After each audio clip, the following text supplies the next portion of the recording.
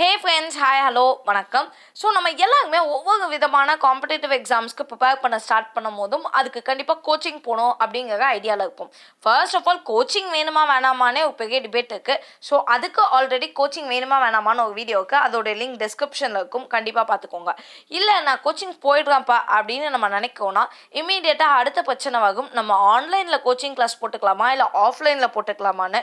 So அது ரெண்டுத்தில் எது better இல்லைனா எதை நீங்கள் எடுத்துக்கணும் அந்த மாதிரியான எக்ஸ்பிளனேஷன் ஆல்ரெடி இன்னொரு வீடியோவில் இருக்கும், அதையும் பார்த்துக்கோங்க. ஸோ இதெல்லாம் தாண்டி நம்ம கோச்சிங் கிளாஸ் போகும், அதுவும் ஆஃப்லைனோ ஆன்லைனோ whatever it is, but coaching போயே ஆகணும்ப்பா அப்படின்னு முடிவு பண்ணும்போது எந்த கோச்சிங் சென்டரில் ஜாயின் பண்ண அப்படிங்கிறது அதுக்கு அடுத்த மிகப்பெரிய டவுட்டாக இருக்கும். ஸோ அதோடைய எக்ஸ்பிளனேஷன் வீடியோ தான் இந்த குட்டி வீடியோ. ஓகே, ஸோ இதில் நான் சொல்ல போகிற விஷயங்கள் அப்படிங்கிறது எல்லாருக்கும் காமனானது கிடையாது. இப்போ நான் ஒரு கோச்சிங் போயிட்டேன் அதனால் நீங்களும் போங்க அந்த மாதிரியான ஒரு விஷயமே கிடையாது. இதில் நீங்கள் நிறைய ஆஸ்பெக்ட்ஸ் பார்க்க வேண்டியிருக்கு. அது என்னென்ன ஆஸ்பெக்ட்ஸ் அப்படிங்கிறத நான் குவிக்காக சொல்லிடுறேன், ஜஸ்ட் லைக் தட் செக் பண்ணிட்டே வந்துக்கோங்க. Okay, first thing finalising the exam. So இதை தான் முக்கால்வாசி பேர் தப்பு பண்ணுற ஒரு விஷயம்.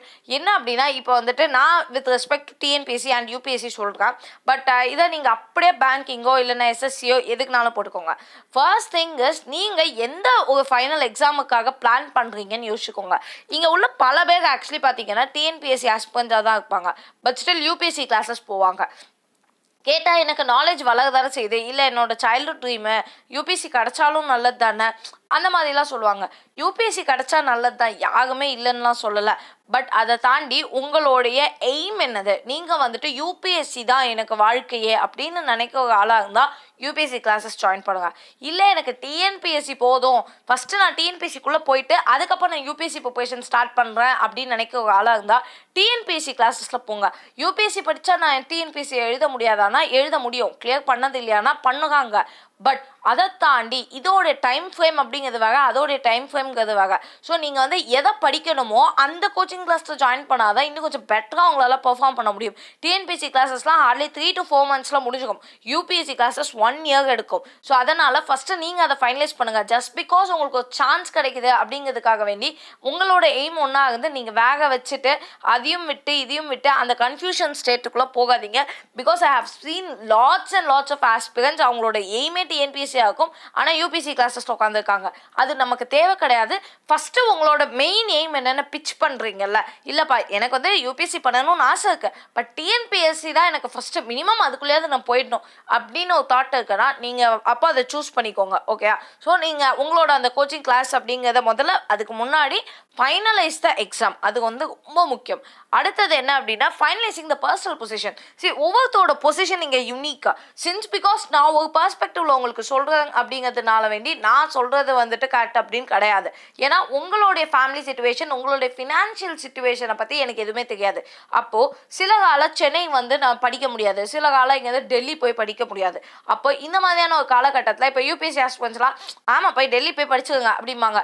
அது ஒவ்வொரு ஃபேமிலியோட சிச்சுவேஷன் பற்றி, ஃபேமிலியில் டெல்லி வைக்க விட மாட்டேன், சென்னை வைக்க விட மாட்டேன் அப்படின்னாங்கன்னா நீங்கள் உங்கள் ஊரில் உள்ள ஏதோ ஒரு இன்ஸ்டியூட்டுக்கு ஜாயின் பண்ணுற மாதிரி இருக்கும். ஸோ அப்போனா நீங்கள் ஒன்று அதை யோசிச்சுக்கோங்க. ஓகே, நம்ம சிச்சுவேஷன் அங்கே போய் தங்க முடியுமா, அப்படியே தங்க முடிஞ்சாலும் இந்த கோர்ஸ் முடிய வைக்க என்னால் அங்கே இருக்க முடியுமா, ஸோ அதுக்குள்ளே எனக்கு என்னென்ன மாதிரியான பிரச்சனைகள்லாம் வரலாம். We are all matured, right? So அந்த இதெல்லாம் யோசிச்சுக்கோங்க. ஓகே, இதெல்லாம் தான் என்னுடைய பெர்ஸ்பெக்டிவ்ஸ், இதை தாண்டி நான் என்ன பண்ண போகிறேன் அப்படிங்கிறத ஃபைனலைஸ் பண்ணிக்கோங்க. ஸோ அதை பொறுத்து தான் நீங்கள் இந்த ஆன்லைன் ஆஃப்லைன் கிளாஸ் எடுக்கிறதா இருக்கட்டும், இல்லைனா மற்ற எல்லா ஆஸ்பெக்ட்ஸுமே உங்களுடைய பர்சனல் பொசிஷன் தான் டிட்டர்மைன் பண்ண போகுதே தவிர வேறு எந்த விதமுமே டிட்டர்மைன் பண்ணாது. அடுத்தது என்ன அப்படின்னா ரிவ்யூஸ் வச்சு சூஸ் பண்ணுறது. சரி, reviews it's a good thing, இல்லைன்னு நான் கண்டிப்பாக சொல்ல மாட்டேன். ஸோ நீங்கள் ஆன்லைனில் தட்டிங்கன்னா எக்கச்சக்கமான ரிவ்யூஸ் வரும். பட் ஒரே விஷயம் ஞாபகம் வச்சுக்கோங்க, ரிவ்யூஸ் மட்டுமே ஒரு இதுதான் பெஸ்ட் கோச்சிங் சென்டர் அப்படின்லாம் சொல்லிக்காது. அண்ட் எல்லாருமே what are the best coaching centres in Chennai, what are the best coaching centres இன் மதுரை இப்படின்னு தேடிட்டு தான் நீங்கள் உங்கள் கோச்சிங் சென்டருக்கு போவீங்க. சரி, பெஸ்ட்டுங்கிறத எப்படினாலும் கொண்டு வந்துட முடியும். ஓகே, ஸோ உண்மையாகவே அவங்க நல்லாவே எடுக்கிறாங்க அப்படின்னா கூட உங்களுக்கு செட் ஆகலைன்னா ஆகலை தான். ஓகே, அதனால் இதுதான் எனக்கு ரிவ்யூ நல்லா இருக்குது அதனால் நான் போகிறேன், இல்லை அந்த அண்ணா சொல்லிட்டாங்க, அந்த அக்கா சொல்லிட்டாங்க அதனால் நான் அந்த கோச்சிங் சென்டர் போகிறேன், அதெல்லாம் தேவையே கிடையாது. ஸோ அதை தாண்டி ஒரு கோச்சிங்கில் நீங்கள் நிறைய விஷயங்கள் பண்ண வேண்டியிருக்கு. முதல்ல அந்த ஒரு 3 to 4 months or 5 months உங்களுக்கும் அவங்களுக்கும் ஒரு ரிலேஷன்ஷிப் இருக்க வேண்டியிருக்கு. அப்போது அது எல்லாம் பிளான் பண்ணிட்டு தான் நீங்கள் உள்ளே போகணும். ஸோ அடுத்து என்ன அப்படின்னா டெமோ கிளாஸஸ் வச்சு சூஸ் பண்ணுறது. ஸோ டெமோ கிளாஸை பொறுத்த வரைக்கும் இப்போ நிறைய கோச்சிங் சென்டர்ஸ் டெமோ கிளாஸ் கொடுக்குறாங்க. டெமோ கிளாஸஸ் நீங்கள் போய் அட்டென்ட் பண்ணுறது அப்படிங்கிறது ரொம்ப நல்லது. பட் மேக் ஷியோர் நீங்கள் டெமோ கிளாஸில் வந்துட்டு செம்மையாக எடுப்பாங்க. அதை தாண்டி சில கோச்சிங் இன்ஸ்டியூட்ஸ் நல்லா எடுக்காமல் கூட இருப்பாங்க. பட் நமக்கு அது பிரச்சனை கிடையாது. நம்ம வந்து டெமோ கிளாஸ் போகும்போது நீங்கள் நல்லா அப்சர்வ் பண்ணிக்கோங்க. அங்கே உள்ள ஸ்டாஃப்டெல்லாம் நீங்கள் டைம் கிடச்சா போய் பேசுங்க. பேசிவிட்டு அந்த இன்ஸ்டியூட் உங்களுக்கு ஓகேயானு செக் பண்ணிவிட்டு ஜாயின் பண்ணுங்கள். ஸோ இது ஒன்று தான் உங்களுக்கு வழியே தவிர மற்றபடி வந்துட்டு best institutes, that institute, this institute இப்போலாம் நீங்கள் போட்டிங்கன்னா அதனால் பிரயோஜனம்லாம் கிடையாது. அண்ட் முடிஞ்ச வரைக்கும் அங்கே படிக்கிற ஆஸ்பிரன்ஸ்ட்டை பேச ஆரம்பிங்க. ஸோ இந்த சிலர்லாம் வந்துட்டு என்ன சூப்பர் இன்ஸ்டியூட் கண்டிப்பாக ஜாயின் பண்ணிக்கோங்கன்னு சொல்லிட்டு போயிடுவாங்க. அண்ட் நீங்கள் வந்து அந்த சென்டருக்குள்ளேயே உட்காந்து கேட்கக்கூடாது. அது வந்து கொஞ்சம் நல்லா இருக்காது. ஸோ எப்படியாச்சும் அவங்களோட கான்டாக்ட் ஏதாவது கிடச்சிட்டு நீங்கள் முடிஞ்சதுன்னா அப்புறமா பேசிப்பாங்க. ஸோ அப்படி இருக்கும் போது உங்களுக்கு அங்கே உள்ள ரியல் ப்ராப்ளம் தெரியும். And remember one thing, since because ஒரு 2-3 பேர் சீச்சி இது வேணாம்ப்பா நல்லாவே இல்லை அப்படின்னு சொல்கிறதுனால மட்டும் ஒரு இன்ஸ்டியூட் நல்ல இன்ஸ்டியூட் இல்லைன்னு ஆகிடாது. ஏன் அப்படின்னா இது எல்லாமே பர்சனல் ஒப்பீனியன்ஸ் தான். இப்போ நம்ம சொல்லிட்டு இருந்தோம்ல செட் ஆகிறது செட் ஆகலை அப்படின்னு சொல்கிறது. ஸோ திடீர்னு பாதி பேருக்கு 3/4 பேருக்கு செட் ஆகிருக்கும். அட்லீஸ்ட் ஒரு 10-15 பேருக்கு செட் ஆகாமல் தான் இருக்கும். ஸோ மிக்சட் ரிவ்யூஸ் பார்க்கறதுக்கான வாய்ப்புகள் இருக்குது. அட நீங்கள் இவ்வளோ சொல்கிறதுக்கே எனக்கு வந்து நீங்கள் சொல்லாமே இருக்கலாம், எனக்கு பயங்கரமாக கன்ஃபியூஸ் ஆகுதுன்னு தானே யோசிக்கிறீங்க. சிம்பிளாக யோசிச்சுக்கோங்க. நான் வந்து ஜாயின் பண்ணாலே பெஸ்ட் இன்ஸ்டியூட்டில் தான் ஜாயின் பண்ணுவேன், எனக்கு வந்து நடந்தாலே இதான் நடக்கும். அதெல்லாம் தாண்டி உங்களுக்கும் அந்த கோச்சிங் சென்டருக்கும் ஒரு கனெக்ட் வரணும். அந்த கனெக்ட்டுக்கு நீங்கள் வந்து நேரில் போய் பேசுங்க. அங்கே உள்ளவங்கள்ட்ட அவங்களே சொல்லுவாங்க, வேணா எங்கள் ஸ்டாஃப்ட்ட பேசிக்கலாம், உங்களுக்கு நாங்கள் இதை தருவோம் அதை தருவோம். அவங்க தகதெல்லாம் நீங்கள் விட்டுருங்க.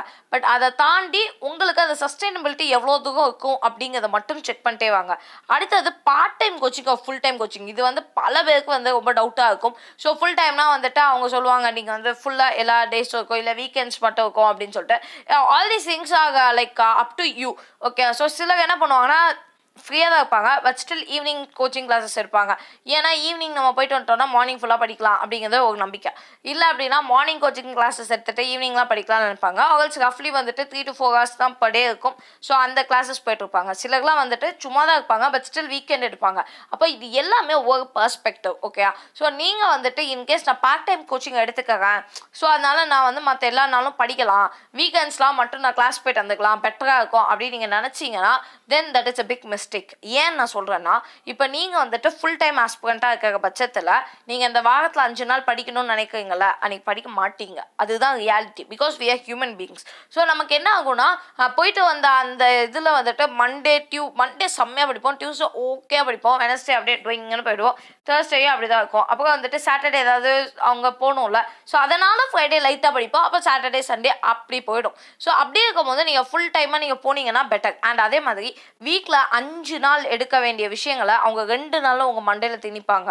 ஸோ உங்களுக்கு ஃபுல் டைமாக கோச்சிங் போகணும் அப்படிங்க, அதாவது ஃபுல் டைமாக போகிறதுக்கு டைம் இருக்க பட்சத்தில் go for full time coaching. இல்லை எனக்கு அவ்வளோலாம் டைம் இல்லை, நான் ஒர்க் பண்ணுறேன், நான் காலேஜ் போகிறேன், இந்த மாதிரியான ஆட்கள் மட்டுமே பார்ட் டைம் கோச்சிங்கை சூஸ் பண்ணுங்கள். அடுத்தது என்ன அப்படின்னா அஃபோர்டபிலிட்டி செக் பண்ணுறது. இங்கே எல்லாரோடைய ஃபினான்ஷியல் சிச்சுவேஷனும் ஈக்குவல் கிடையாது.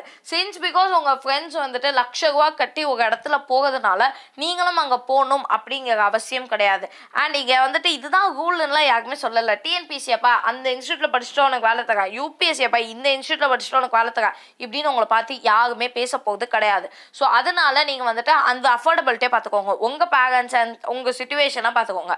ஸோ அதை வச்சு தான் வந்து நீங்கள் கோச்சிங் சென்டரை சூஸ் பண்ண முடியும். ஸோ நான் சொல்கிற விஷயம் வந்துட்டு நீங்கள் வந்து இந்த இவ்வளோ இருந்தால் தான் நான் பண்ணுவேன், அந்த அஃபோர்டபிலிட்டியை தாண்டி நீங்கள் ஒரு இடத்துக்கு போகிறீங்கன்னு வச்சுக்கோங்களேன். ஃபார் எக்ஸாம்பிள் நீங்கள் எங்கேயோ வந்து சென்னைக்கு வரீங்க அப்படின்னா சென்னைக்கு வந்து சென்னையில் உட்காந்து படித்து இங்கே ஹாஸ்டல் ஃபீஸை பே பண்ணி அது மாதிரி நீங்கள் உங்கள் கோச்சிங் சென்டர் ஃபீஸ் பே பண்ணி, ஆக்சுவலி சொல்லப்போனால் கோச்சிங் சென்டர் ஃபீஸ்லாம் ஒன்றுமே கிடையாது. நீங்கள் ஒரு 4-5 மாதம் ஹாஸ்டலில் இருக்கணும் அப்படின்னாலே அதுக்கு அவ்வளோ செலவாகும்.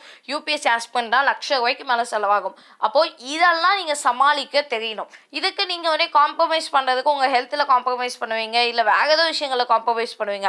இது எல்லாமே உங்கள் அஃபோர்டபிலிட்டியில் ஜாயின் ஆகும். ஸோ இதெல்லாம் யோசிச்சுட்டு தான் ஓகே ஃபைன் நம்ம என்ன பண்ண போகிறோம் அப்படிங்கிறத நீங்கள் வந்துட்டு கொஞ்சம் கம்மி பண்ண முடியும். ஓகே, ஸோ அந்த இதையும் சேர்த்து யோசிச்சுக்கோங்க. அண்ட் நெக்ஸ்ட்டு வந்துட்டு இப்போ நீங்கள் ஜாயின் பண்ணிடுறீங்கன்னு வச்சுக்கோங்களேன். அதாவது நீங்கள் அஃபோர்டபிலிட்டி செக் பண்ணிட்டீங்க, ஓரளவுக்கு ஒரு நல்ல கோச்சிங் சென்டரை ஜாயின் பண்ணிட்டீங்க, அது இங்கேயோ இல்லை உங்கள் ஊர்லேயோ இல்லை எங்கேயோ இடத்த ஜாயின் பண்ணிட்டீங்கன்னா ஜாயின் பண்ணதுக்கப்புறமா ஐயா அந்த இன்ஸ்டியூட்டில் ஜாயின் பண்ண அப்படின்னு பேசுறதுக்கு 4 பேர் கண்டிப்பாக வாங்க.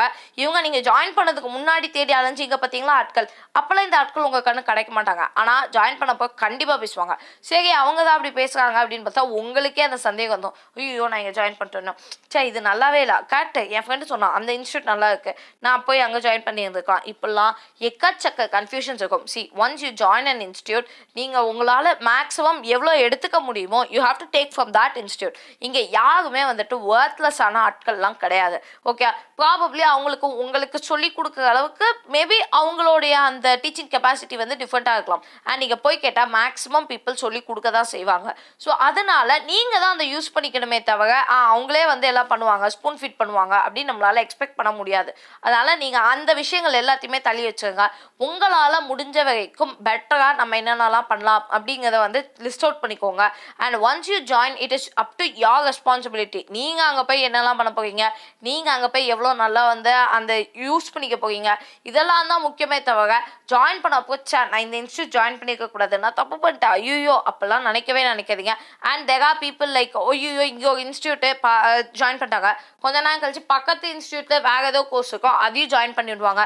ஸோ இப்படி கோர்ஸாக ஜாயின் பண்ணிட்டே போனால் யூஸ் கிடையாது. ஸோ நீங்கள் ஃபுல் டைம் கோர்ஸ் ஜாயின் பண்ணிட்டீங்கன்னா உங்களுக்கு கிராஷ் கோர்ஸ் தேவைப்படாது. கிராஷ் கோர்ஸ் ஜாயின் பண்ணிட்டீங்க அப்படின்னா டெஸ்ட் சீரிஸை பார்த்துக்கோங்க. இப்படி ஒவ்வொரு இன்ஸ்டியூட்டில் ஒவ்வொன்றா போட்டுகிட்டே போனால் கடைசியாக நம்ம டைம் தான் வேஸ்ட் ஆகும். ஸோ அதனால் எல்லாத்தையுமே வந்துட்டு கரெக்டாக யோசிச்சுக்கோங்க.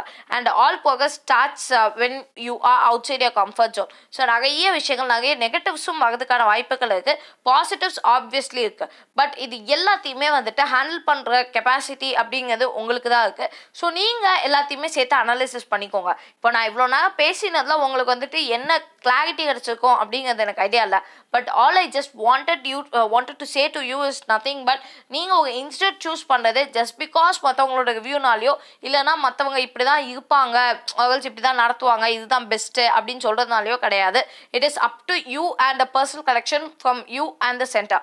ஓகே, ஸோ இந்த விஷயங்களை நல்லா ஞாபகம் வச்சுக்கோங்க. Because all these are practical difficulties. Once you are joining an institute இது எல்லாம் தான் வரதுக்கான வாய்ப்புகள் இருக்குது. ஸோ உங்களுடைய அஃபோர்டபிலிட்டி, உங்களுடைய ஃபேமிலி சிச்சுவேஷன், உங்களுடைய அந்த நிலைமை, இது எல்லாம் தான் உங்களுக்கு நீங்கள் சூஸ் பண்ண போகிற இன்ஸ்டியூட்டை வந்து முடிவு பண்ணி தர போகுது.